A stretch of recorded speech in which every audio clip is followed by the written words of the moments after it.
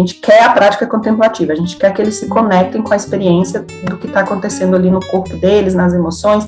Que essa questão da prática contemplativa, uma coisa que foi muito legal foi trazer realmente o caráter da experiência, né? Então, assim, não foram só atividades teóricas, né?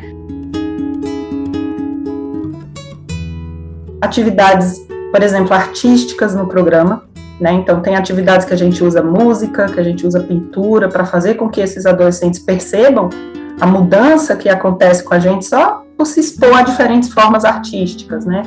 Foram atividades vivenciais, então em vários momentos a gente chamava para sentir mesmo ali o que é que você está sentindo no corpo, como é que está reagindo. E eu acho que isso também foi muito interessante, porque a gente não aprende isso, né? Não aprende a olhar e a vivenciar as coisas, o que é que está acontecendo com a gente naquele momento. A gente pensou inicialmente, práticas contemplativas, em trazer um pouco mais de meditação, meditação, por exemplo, do tipo mindfulness, que é uma ferramenta excelente para você focar a atenção, trazer para o momento presente, né, trazer a experiência para o corpo.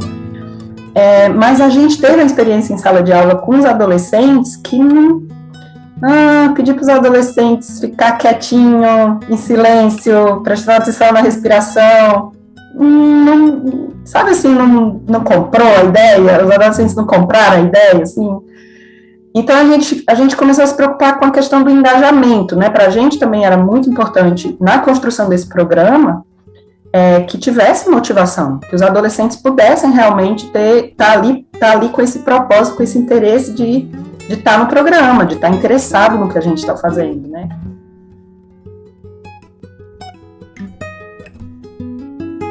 E acho que uma das atividades assim, que mais ilustrou isso, inclusive na própria palavra deles, que trouxe bastante insight, né, sobre essa importância da gente estar prestando atenção ao que acontece para poder lidar com as emoções, foi uma atividade de movimento que a gente fez, né, do malabarismo. Então a gente pedia para eles trazerem bolinhas de meia e tal, a gente fazia aquela brincadeira lá do malabarismo. Com essa atividade, propiciava que eles pudessem se conectar ao pensar, né, o planejamento, toda aquela parte de função executiva, assim, para fazer o malabarismo acontecer, o sentir e o agir, né, e muitas vezes eles traziam isso nos insights dele, de como era importante estar conectado com o corpo e com os pensamentos e com as emoções para poder lidar com o que estava acontecendo na vida deles. E isso tudo acontece ao mesmo tempo, é igual as bolinhas do malabarismo lá, acontece tudo ao mesmo tempo, né? Então eu acho que quando você traz as práticas contemplativas e esse olhar para a realidade interna, né, para a subjetividade da pessoa naquele momento, eu acho que foi sensacional, e a gente recebe, né, os relatos, os feedbacks dizendo, uau, como foi importante, nunca tinha olhado para isso dessa forma, né?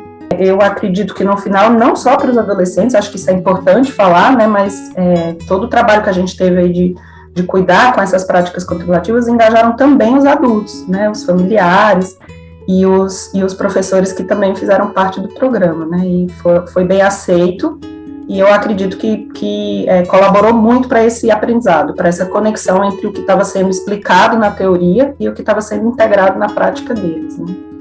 Então, quando as práticas contemplativas elas entram exatamente com essa proposta de ampliar o olhar e trazer uma lógica de acolhimento que é muito inovadora.